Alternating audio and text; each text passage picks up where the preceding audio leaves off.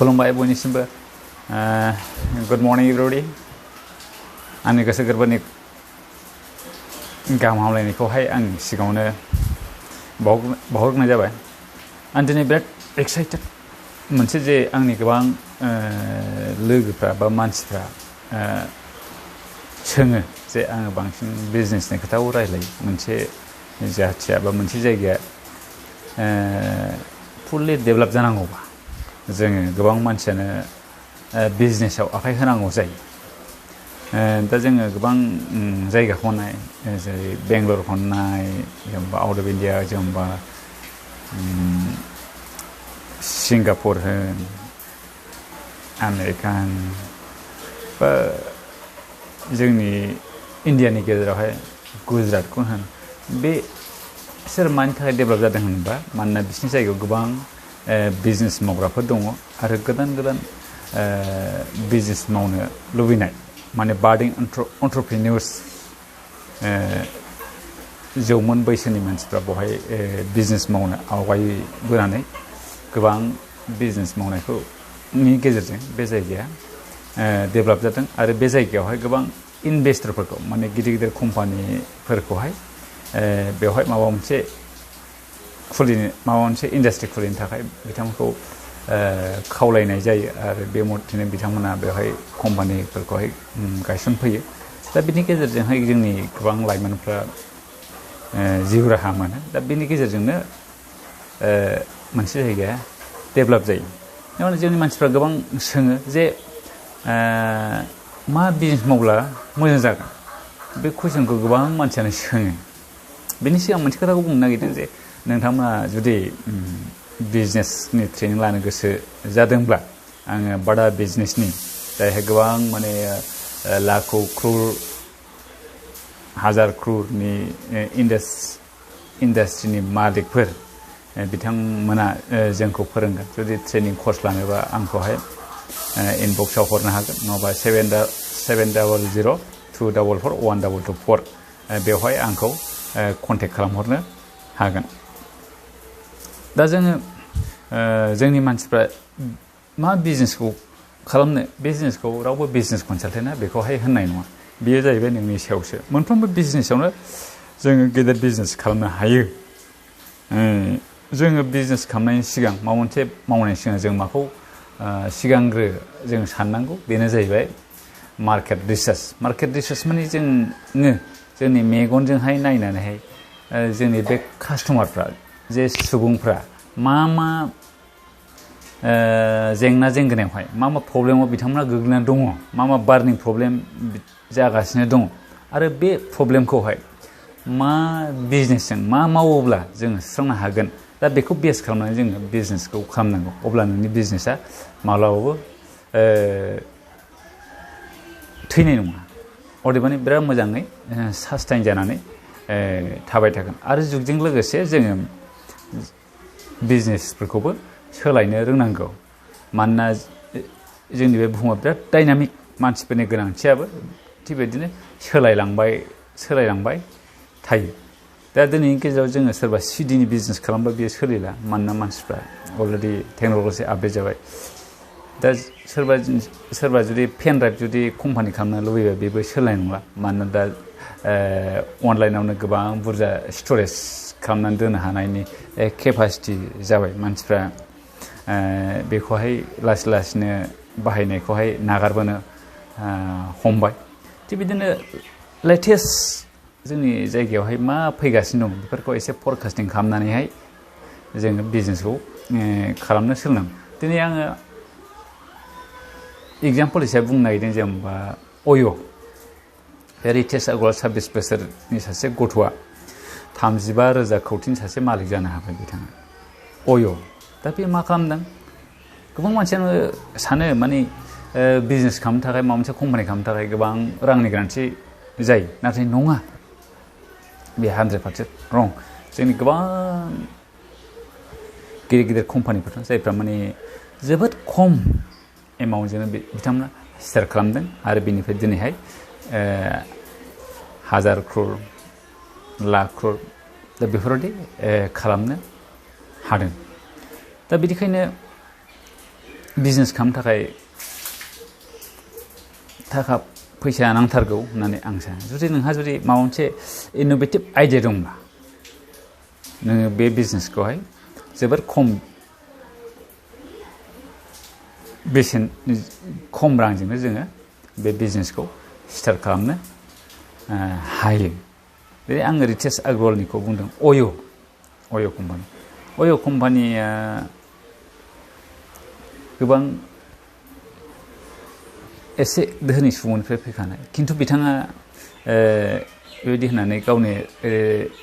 रां रुफाखौहाय बाहायजोबना बिथाङा बिजनेस गेलेदों बे नङा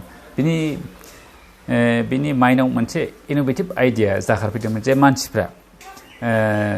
मोनसे जायगानिफ्राय गुबुन दाबसे जायगायावहाय थाङोब्ला हटेलाव थायो आरो बे हटेलाव थायोब्ला गोबां मानसियानो मा खालामो हटेल नागिरनानै थाहैनांगौ जायो आरो मानसिफ्रा गावनि बाजेट मथे गावनि पकेटाव फैसा बेसेबां दङ बे मथे बिथांमोना हटेलखौ मोननो थाङा आरो गोबां खस्थ' खालामनांगौ जायो दा बिथाङा बे प्रब्लेमफोरखौहाय फेस जानाय नुदोंमोन थिग बिदिनो बे प्रब्लेमखौ माब्रैबा समाधान खालामनो हागोन बिथाङा बेखौहाय सानदोंमोन साननाय लेखानो बिथाङा सानदोंमोन जे आङो जुदि हटेल गायसनोबा बहाय गोबां लाख थाखा क्रर थाखानि गोनांथि दङ बेनिखायनो बिथाङा मा सानदोंमोन जोंनि गेजेराव गोबां हटेलफोर दंखायो जे जायगायावहाय गोबां कास्टमारफ्रा बेवहाय मोनहैया खना खनला जायगायाव दङ हटेलफ्रा नाथाय कास्टमारफ्रा बे जायगायावहाय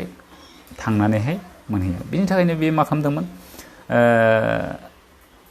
दिल्लीनि मोनसे फिसा हटेलनि बिगोमाजों रायज्लायनानै बे खालामदों फार्स्टआवहाय बिथां होनो नागिराखै दा रायज्लायदोंमोन जे आं नोंनि हटेलखौ एसे फोसाबगोन हेल्थ हाइजिन खालामगोन जोबोर साफा खालामगोन बिनि उनावहाय नोंनाव आं कास्टमारखौ लानानै फैगोन आरो जुदि कास्टमारनिफ्राय मोननाय रांखौहाय आंनो 30% बा 40% होनांगोन बेबायदि होनना रायज्लायदों फार्स्टआव बिथाङा होनो राजि जायाखैमोन नाथाय उनावहाय मोनसे आइडिया होदोंमोन मोनसे आइडिया गोसोखांनानै बेखौ होनदोंमोन जुदि कास्टमार फैथ्राबा बेनि भाराखौ आं होगोन जुदि फैयोबा 30%खौ आंनो होनांगोन होनदोंमोन अके बिदिबाथ' जेबो नङा आंहा जुदि ओरैनो खालि थाबाबो जुदि फैसाखौ मोनखायोबा दा बिदि साननानै बिथांनो बे हटेल माखासे रुमखौहाय होदोंमोन आरो बिथाङा अट'जों थांनानैहाय बाजारावहाय दिल्लीनि सादर बाजारावहाय बिथाङा मा खालामदोंमोन रुमखौहाय बिराद मोजां फोसाबनो माखासे हेल्थ हाइजिन खालामनो बेखौ साफा खालामग्रा फोरखौहाय लानानै फैदोंमोन बिथाङा आरो मोजां बेडशिट माखासे साजायग्राफोरखौहाय लाबोनानै बिथाङा साजायफैदोंमोन साजायनानै बिथाङा मा खालामदों बे जिनिसखौहाय इन्टारनेटआव ससियेल मिडियायावहाय बिथाङा बेखौ हगारदों बेखौ नुनानै मानसिफ्रा जोबोर खम बेसेनावनो मोननायखाय गोबां मोजां स्टेन्डार्ड नुनायखाय थाफैदोंमोन बिनि उनावहाय मानसिफ्रा मोजां मोनदोंमोन लासै लासैनो हटेलावहाय माने जायगा थैजाबाय दंमोन उनावहाय गासिबो हटेलखौनो बिथाङा बेनो हगारदोंमोन दा बिदिनो गुबुन हटेलाबो बेवहाय फैनायखौ नुनानैहाय लासैनो गुबुनफ्राबो बिथांखौ फन खालामनानै आंनिखौ लादो बिदि होनानैहाय लासैनो अल इण्डिया अल वार्ल्डआव बिथाङा चाइनायावबो दा 50% हटेलानो बिथांनि जानानै दङ दासिमाव बिथांनि आन्दाराव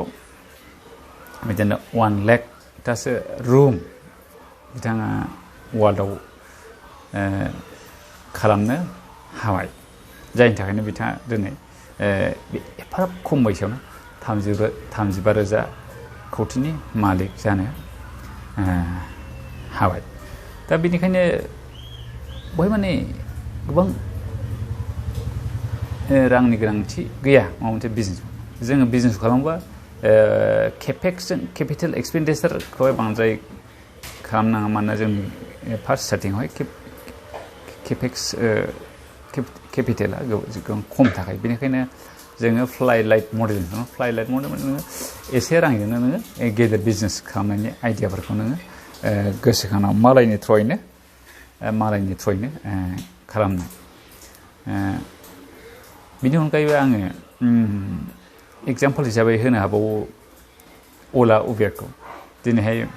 अला आरो उबेरहा गावहा ड्राइभार सासे गैजाया गारि गंसे गैजाया थेवब्लाबो मा खालामो बियो वार्ल्डनि टेक्सिफोरखौनो सालायजोबो आंहा टेक्सि सालायबाय खिन्थु बियो कास्टमार हमनायनि थाखाय 30% बियो कम्पानियाव हरनांगौ जायो थिग बिदिनो फ्लाइट लाइट बिदिखौ होनो फ्लाइट लाइट मडेल अयबाबो मोनसे फ्लाइट लाइट मडेल दा सोरबा जुदि इनोभेटिभ आइडिया गोसोखाङोबा बेबायदिनो बिजनेसखौहाय बा कम्पानिखौ खालामनानै मावलांनो हायो बहाय माने गोबां रांनि गोनांथि जालाया